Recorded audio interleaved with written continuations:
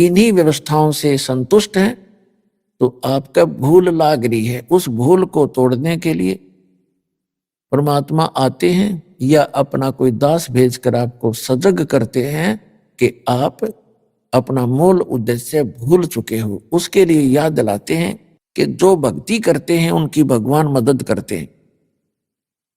जैसे इसमें एक प्रसंग आया है कि लंका तोड़ी बिलंका तोड़ी और अहि रावण से मारे, 10 मस्तक रावण के काटे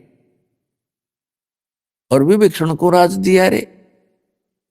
परमात्मा कहते हैं यदि तूने यहाँ की थोड़ी बहुत सुख सुविधाएं भी चाहिए तो वो भी हम देंगे, और जो हम देंगे वो तेरे अनुकूल होगी। और आप अपने प्रयत्न से यहाँ की सुख सुविधाएं प्राप्त करना चाहोगे तो आप गलती पे गलती करोगे, कहीं रिश्वत लोगे, सैकड़ों झूठ बोल के कोई माल बेचोगे, मिलावट करोगे, वो आपके लिए कहर साबित होगा एक दिन। तो ऐसी गलतियां ना करना। फिर बताते हैं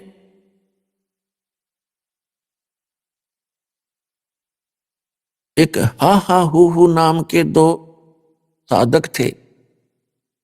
हा हा हु बंदे होते तोलत हैं बल भारे, और गज और ग्रह बने भवसागर 10 संस अधिकारे। श्वास घटा बलहीन भयो जद, खींच लिया मझधारे, अर्ध नाम रसना से टेरा सुमरत है रंकारे।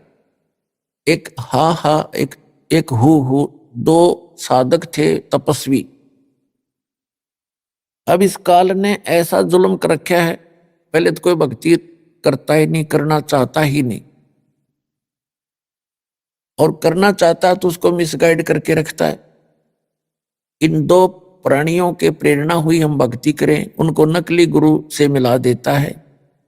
उन गुरुओं ने उनको बता दिया हा हा और हु को कि आप जी तपस्या करो, तपस्या से भगवान मिलता है। श्री राम श्री विष्णु जी ने भी भोगना पड़ा, जिस कारण से ब्रह्मा जी ने अपने सिर से बला टाल दी और कहा भी मैंने ना इतना कोई तुम्हारे जैसा जितना तप किया, और मुझे तो यह सृष्टि के कार्य में बहुत व्यस्त रहना पड़ता है, आप श्री विष्णु जी के पास जाओ। वो विष्णु जी के पास आ गए। विष्णु जी से भी यही प्रार्थना करी, विष्णु जी के भी यही मन में शंका आई कि यदि मैंने, जैसे ब्रह्मा जी ने भी ये सोचा था, यदि मैंने एक व्यक्ति को कह दिया, एक को तो कहना पड़ेगा तेरा ज्यादा तेरा कम है, तो जिसको भी कम बता दिया वो श्राप दे देगा, वो डर गया, इसलिए अपने सिर से बला टाल दी। विष्णु जी के मन में भी ये शंका हुई कि यदि मैं एक को कहूंगा तेरी तपस्या ज्यादा है इसकी कम है, तो कम जिसकी बताऊंगा वो श्राप देगा। तो इस संकट को भगवान विष्णु जी ने भी मोल लेना उचित नहीं समझा। उन्होंने कहा भी देखो मैं तो व्यवस्था में लगा रहता हूं, पालन पोषण का कार्य, होम डिपार्टमेंट है मेरे पास, आप जाओ भगवान शंकर जी के पास, वो ज्यादा तप वप करते, वही आपका फैसला कर सकते। तो वो गए भगवान शिव जी के पास। अब भगवान शिव जी ने भी सोचा भी ये एक को तो कहना पड़ेगा तेरी कम है इसकी ज्यादा है, तो ये हैं सर्प डस देंगे। उन्होंने भी अपने सिर से बला टाल दी कि अभी एक मतंग नाम के ऋषि हैं पृथ्वी पे, वर्तमान में वही बता सकते हैं, वो बड़े साधक हैं, बड़े तपस्वी हैं, आप वहां जाइए। तो दोनों आगे मतंग ऋषि के आश्रम की तरफ जा रहे थे। मतंग ऋषि जो थे बड़े डिल डोल, बड़े तगड़े, भारा शरीर था उनका। तो उन्होंने, ये मन बड़ा बदमाश है, कबीर साहब कहते हैं मन के मते ना चालिए, मन है पक्का दूध, और ले डूबा दरिया में और फिर जा हाथ छूट, उल्टे काम करवा के फंसवा के फिर आप निकल जाता है। तो उन्होंने दोनों ने देखा उस महापुरुष को। मतंग ऋषि पूछा कहाँ है, कि वो सामने बैठे, तगड़े थे डुल डुल। एक ने तो मन में सोचा कि बड़ा हाथी सा बैठा भाई,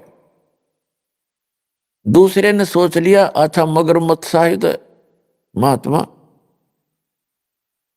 तो उन्होंने मतंग ऋषि के पास आकर के कहा, मतंग ऋषि के पास एक सिद्धि थी जो मन की वृत्ति बता देती थी, इसने क्या सोच रखा है। तो मतंग ऋषि से उन्होंने प्रश्न किया कि महाराज हम में से कौन से की तपस्या ज्यादा है, कौन शक्तिशाली है। आप निर्णय करो। मैं कहता हूं मेरी तपस्या ज्यादा, ये कहता है मेरी ज्यादा। मतंग ऋषि ने कहा कि जो तुम्हारे मन में तुमने सोच के आए हो उसी से फैसला होगा। तो हमने क्या सोचा भगवान? आपने ये सोचा था कि मतंग ऋषि बड़ा हाथी सा पड़ा है तो, और आपने सोचा था ये मगरमच्छ जैसा है। आप मगरमच्छ बनो, आप हाथी बनो, अपना फैसला आप करो। तो दोनों का शरीर छूट गया, मृत्यु होगी। एक ने हाथी के यहां जन्म हुआ, दूसरे का मगरमच्छ से जन्म। फिर कहते हैं हाथी जब जवान हुआ और जल पीने के लिए दरिया पर पहुंचा, सरोवर पर, मगरमच्छ ने उसका पैर पकड़ लिया पूरब के संस्कार से। अपने आत्माओं, पहले मगरमच्छ ने हाथी को अंदर खींचना चाहा, हाथी मगरमच्छ को बाहर खींच लाया। फिर कभी वो अंदर खींच ले जाए, कभी वो बाहर खींच ले। सारा दिन ऐसे उनकी रिहर्सल चले और शाम को मगरमच्छ उसका पैर छोड़ दे कि कल आना, कल आऊंगा। अगले दिन फिर वो ऐसे ही चलते रहे। कहते हैं 10,000 वर्ष से भी अधिक समय तक वो आपस में ऐसे ही लड़ते रहे, ये रिहर्सल करते रहे। क्या हुआ कि जो हाथी के साथी थे वो उसके लिए दूर दूर से घास तोड़ कर लाएं, कीड़े तोड़ तोड़ के लाएं, उसको खिलाएं रात को, और सुबह फिर पहलवान की तरह हाथ मिलवा दें उनका। तो ऐसे आसपास का जो चारा था वो खत्म हो गया, और मगरमच्छ के वहां उपलब्ध मछलियां काफी रहती थी, वो अपना वहां से छका रहता था।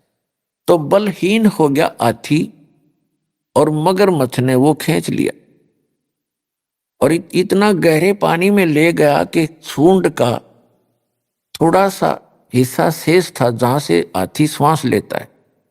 उसकी नाक बहुत लंबी होती है, 5-7-10 फुट की, तो सारा खींच लिया। सूंड ऊपर रखा हुआ था।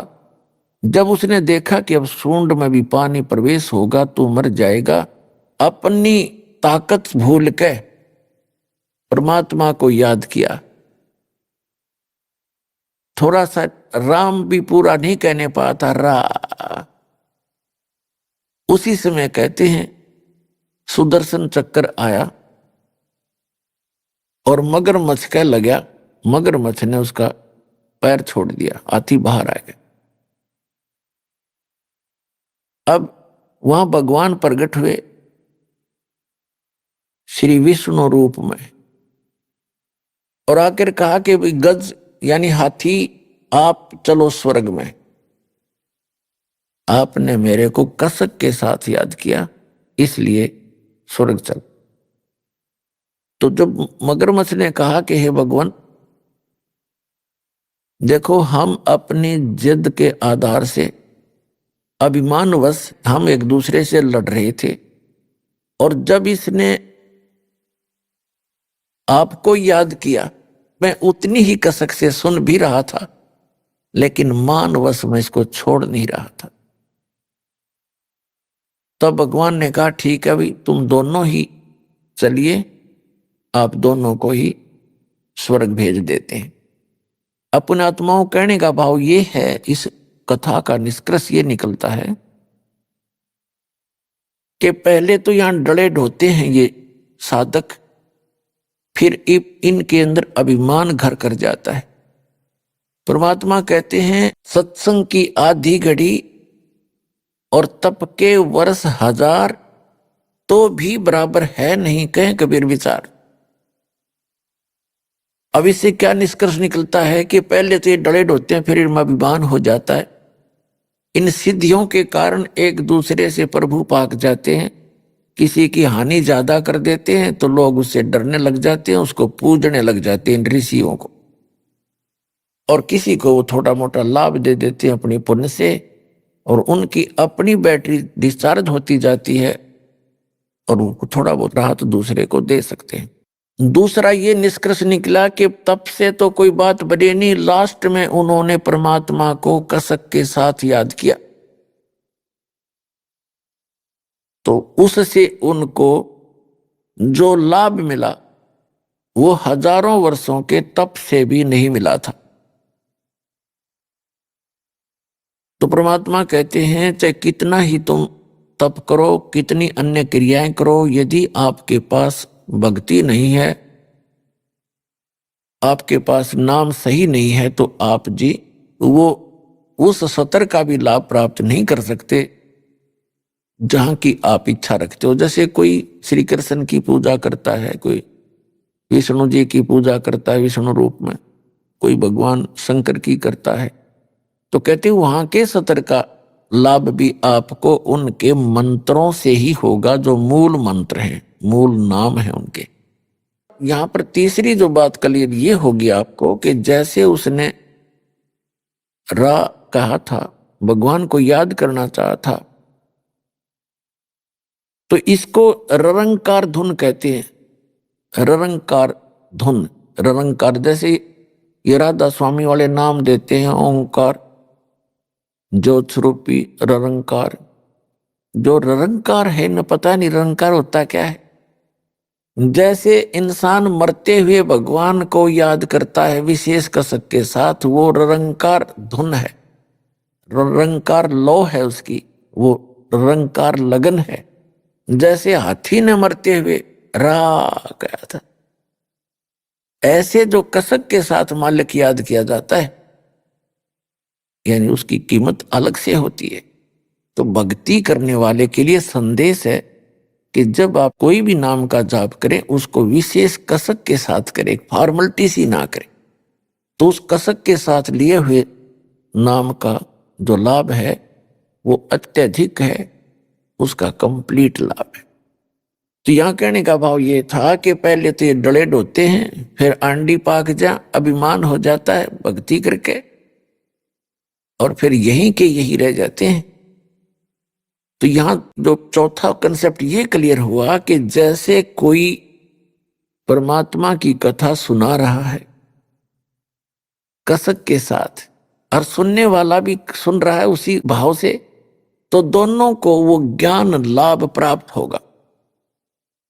उस ज्ञान यज्ञ का जो लाभ है दोनों को ही प्राप्त होगा। जैसे दास सत्संग करता है और आप हृदय से सुन रहे हो, तो दोनों को ही लाभ हो रहा है, दोनों को उस सतर का लाभ मिलेगा।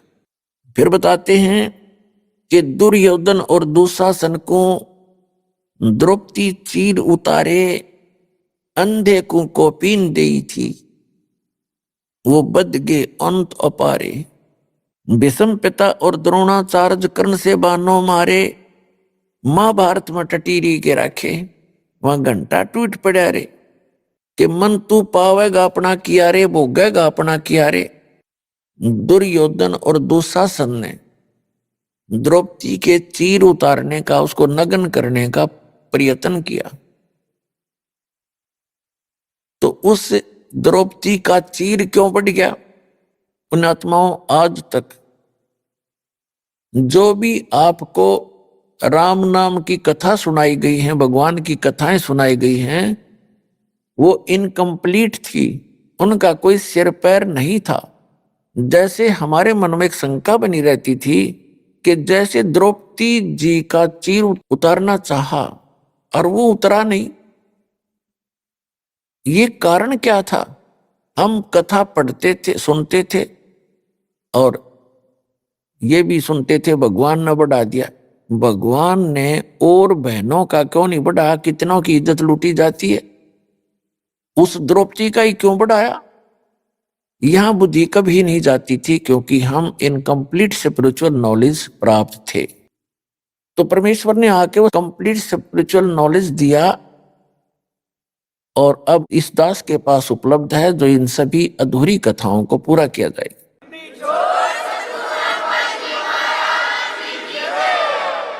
गुणात्माओं, आप एक बात को याद रखना कि विश्व के जितने भी प्राणी हैं, ये सभी उस अल्लाह अकबर के, उस कबीर भगवान के, अल्लाह अकबर माने बड़े भगवान के, वो ग्रेट गॉड के, कंप्लीट गॉड के बच्चे। और आज जितने भी पोस्ट प्राप्त हैं, जैसे कोई ब्रह्मा बना है, कोई विष्णु बना है, कोई शिव बना है, या कोई अन्य पोस्ट प्राप्त है, कोई देव बना है, महादेव बना है, और चाहे कोई अन्य यहां पृथ्वी के ऊपर राष्ट्रपति बना है, मंत्री बना है, प्रधानमंत्री, मुख्यमंत्री बना है, ये सभी पूर्व की भक्ति किए हुए पुण्यकर्मी प्राणी हैं। अब जैसे दास आपको क्लियर कर ही रहा है और आपको लगभग क्लियर स्पष्ट हो भी रहा है कि शास्त्र अनुकूल साधना करने से ही जीव को भक्ति लाभ प्राप्त होता है। अध्यात्म मार्ग का जो लाभ होता है वो शास्त्र अनुकूल साधना से ही होता है। और शास्त्र अनुकूल साधना कैसे होती है? जो सदग्रंथों में विद्यमान हो, सदग्रंथों में जिसका ज्ञान हो, सदग्रंथों के आधार से जो भक्ति हो, उसको कहते हैं शास्त्र अनुकूल साधना। और सदग्रंथ कौन कौन से हैं? वर्तमान के अंदर जो सदग्रंथ हैं, पवित्र चारों वेद, पवित्र श्रीमद् भगवद गीता, ये तो हैं गॉड गिवन ग्रंथ।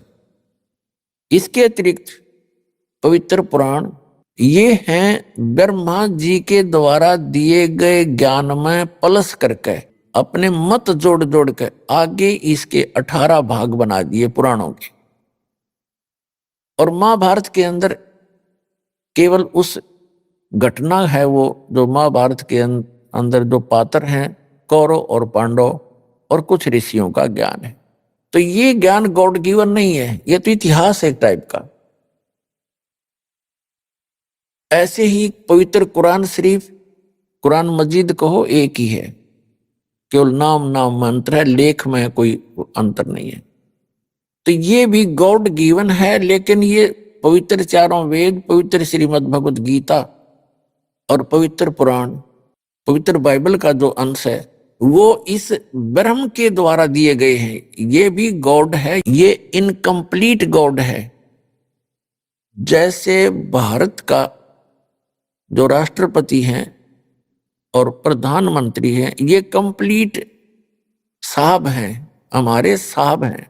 वैसे तो गृह मंत्री सेंटर का वो भी साहब है, और मुख्यमंत्री स्टेट का वो भी साहब है, एक मंत्री गृह मंत्री स्टेट का, प्रांत का, वो भी साहब है, एक कमिश्नर भी साहब है, एक डीसी भी साहब कहलाता है, एक एसडीएम भी साहब कहलाता है, तहसीलदार भी साहब ही कहलाता है। तो इस प्रकार ये सभी साहब हैं, लेकिन ये इनकम्प्लीट साहब हैं, अधूरे साहब हैं, इनका सीमा है, अक्षेत्र है। और कंप्लीट साहब जो है, वो पूर्ण साहब जो है प्रधानमंत्री है और राष्ट्रपति है। इसी प्रकार जो ब्रह्म है ये इनकम्प्लीट गॉड है, और इसके द्वारा दिया गया ज्ञान इसका इनकम्प्लीट नॉलेज है। लेकिन जितना है वेद और गीता वो सही है, जो कुरान है उस सत्र का ज्ञान वो सही है, लेकिन उसमें ना पवित्र गीता में, ना पवित्र वेदों में, ना पवित्र कुरान शरीफ में, ना पवित्र बाइबल में उस पूर्ण परमात्मा की पूर्ण जानकारी नहीं है। उसके लिए ऑप्शन छोड़ रखा है। पवित्र श्रीमद् भगवद गीता अध्याय नंबर 4 के श्लोक नंबर 34 में, पवित्र यजुर्वेद अध्याय नंबर 40 के मंत्र नंबर 10 में, और पवित्र कुरान शरीफ के सूरत फुरकानी 25 आयत नंबर 52 से 59 में ये स्पष्ट कर रखा है कि वेद ज्ञानदाता, गीता ज्ञानदाता और कुरान शरीफ का ज्ञानदाता कह रहा है कि वो अल्लाह अकबर, यानी वो पूर्ण परमात्मा तो कोई और है जिसने 6 दिन में सृष्टि रची, 7वें दिन तख्त पर जावे, जो सबका उत्पादक है। उसके विषय में कोई तत्वदर्शी संत से पूछो तो वो ज्ञान जो तत्वदर्शी संत बतावेगा वो ना कुरान में है, ना वेद में है, ना गीता में, ना पवित्र बाइबल में। तो वो है कंप्लीट स्पिरिचुअल नॉलेज जो इनके अंदर नहीं है। तो ये जितने भी हैं ग्रंथ ये इनकम्प्लीट ज्ञान रखते हैं, और इनका ज्ञानदाता भी इनकम्प्लीट गॉड है, कंप्लीट गॉड नहीं है, पूर्ण परमात्मा नहीं है। इतनी सी बात। तो ये जो अब आपको ज्ञान प्राप्त है उस कंप्लीट गॉड के द्वारा दिया हुआ, पूर्ण परमात्मा के द्वारा दिया गया ज्ञान है। आज दास आपको उनका दिया हुआ ज्ञान एज ए टेप रिकॉर्डर सुना रहा है, और उस परमात्मा की कृपा के बिना अन्य इसको समझ नहीं सके। इस दास के समझ में आया। तो अब क्या होगा, अब हजारों वर्षों तक ये ज्ञान चलेगा, पूरे विश्व में शांति होगी।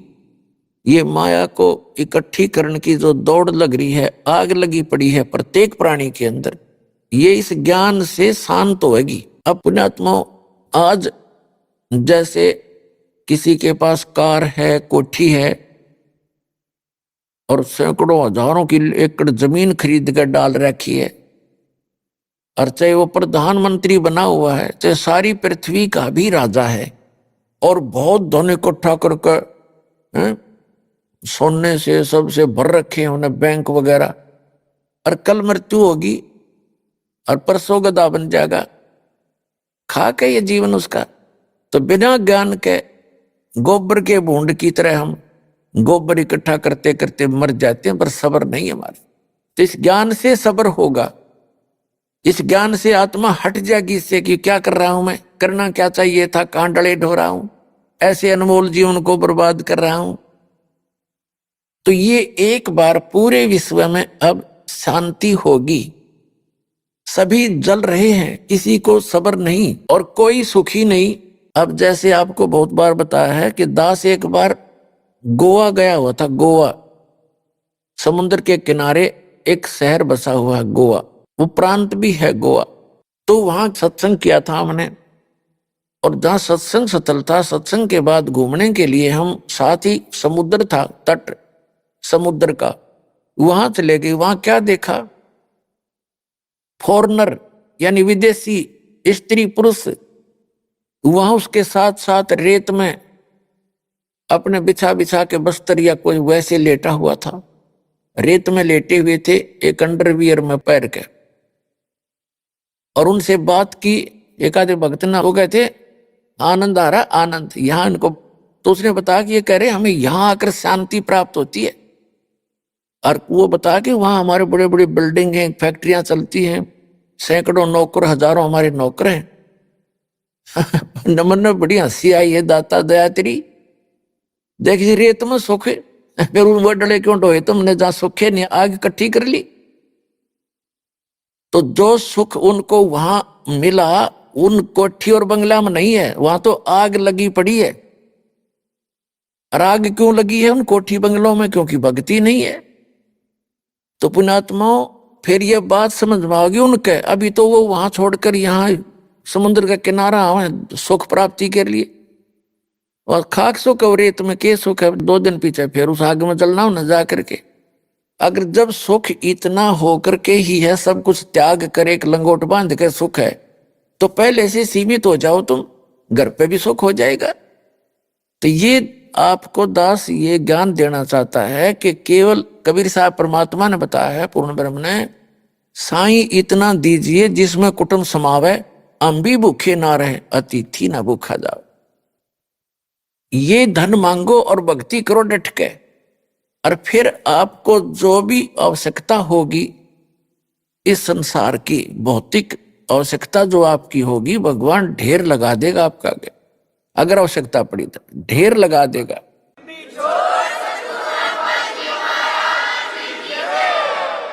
अब जो दास कंसेप्ट